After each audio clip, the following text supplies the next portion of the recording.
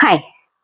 നമ്മുടെ ജീവിതത്തിലെ ഏറ്റവും മനോഹരമായ ഒരു കാര്യം എന്താണെന്ന് അറിയാമോ? അത് നമ്മൾ ഇപ്പോഴും ജീവിച്ചിരിക്കുന്നു എന്നുള്ളത് തന്നെയാണ്. അതിനപ്പുറം ഒരു മനോഹരമായ ഒരു കാര്യം ഇല്ല. അതിനെ നമ്മൾ വാല്യൂ ചെയ്യുക, അതിനെ നന്നായിട്ട് ഒന്ന് വിശകലനം ചെയ്യുക. അതാണ് നമ്മൾ ചെയ്യേണ്ടത്. ഇപ്പോഴും നമ്മൾ ജീവിച്ചിരിക്കുന്നില്ലേ? Thank God. നമ്മുടെ ലൈഫിൽ പല തരത്തിലുള്ള റെസിസ്റ്റൻസ് ഉണ്ടാവും. അതായത് കുറേ അധികം തടസ്സങ്ങൾ നമ്മളൊരു ഡിസിഷൻ എടുക്കുമ്പോഴായിരിക്കാം, അല്ലെങ്കിൽ നമ്മൾ ലൈഫിൽ ഒരു ഫേം ആയിട്ടുള്ള ഡിസിഷൻ അല്ലെങ്കിൽ ഒരു ആക്ഷൻ എടുക്കുമ്പോഴായിരിക്കാം, അല്ലെങ്കിൽ ക്രൂഷ്യൽ ആയിട്ടൊരു കാര്യത്തിനെ കുറിച്ച് നെക്സ്റ്റ് സ്റ്റെപ്പ് എടുക്കുന്ന സമയത്ത് ആയിരിക്കാം. നമുക്കൊരു ഡ്രീം ഉണ്ട്, ആ ഡ്രീമിലേക്ക് അച്ചീവ് ചെയ്യാൻ വേണ്ടിയിട്ട് നമ്മൾ ഓരോ സ്റ്റെപ്പ് വെക്കുമ്പോഴോ ആക്ഷൻ എടുക്കുമ്പോഴോ ആയിരിക്കാം. നമ്മുടെ ഗ്രോത്തിനെ തടസ്സം നിൽക്കുന്ന എന്തിനേയും നമുക്ക് റെസിസ്റ്റൻ്റ് ആയിട്ട് കാണാം. ഇങ്ങനത്തെ ഒരു 15 റെസിസ്റ്റൻസ് ഉണ്ട്. ഈ 15 റെസിസ്റ്റൻസിനെ നമുക്ക് നമ്മുടെ ജീവിതത്തിൽ നിന്ന് പടിയടച്ച് പുറത്താക്കണം.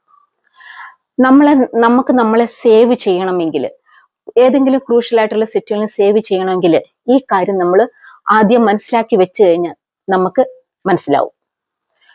ഇപ്പൊ ഇവിടെ ഡോക്ടർ റോയുടെ കേസ് എടുത്താൽ, ED ക്വസ്റ്റ്യൻ ചെയ്യുന്ന സമയത്ത് അദ്ദേഹത്തിന് എവിടെയാണ് പാളിപ്പോയതെന്ന് അറിയില്ല. പക്ഷെ അദ്ദേഹത്തിന് മുന്നോട്ട് പോകാൻ പറ്റാത്ത ഏതോ ഒരു നിസ്സഹായാവസ്ഥയിലാണ്.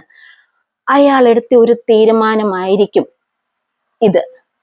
ഇവിടെ അദ്ദേഹത്തിന് എത്രയോ ഫിനാൻഷ്യൽ സപ്പോർട്ട് ഉണ്ട്, മറ്റനവധി സപ്പോർട്ടിങ് സിസ്റ്റം ഉണ്ട്, ഒത്തിരി നല്ല റിലേഷൻഷിപ്പ് ഉണ്ട്. ഇതൊന്നും അല്ലാത്ത ഏതോ ഒരു നിസ്സഹായാവസ്ഥ അതിലൂടെ കടന്നു പോയപ്പോൾ അദ്ദേഹം എടുത്ത് അല്ലെങ്കിൽ അദ്ദേഹം വിചാരിച്ചിട്ടുണ്ടാവും അടുത്ത മൊമെന്റിൽ എന്ത് അയാളുടെ സ്റ്റാറ്റസ് ആയിരിക്കാം, എന്താ അയാൾ ചിന്തിച്ചിട്ട് നമുക്കറിയില്ല.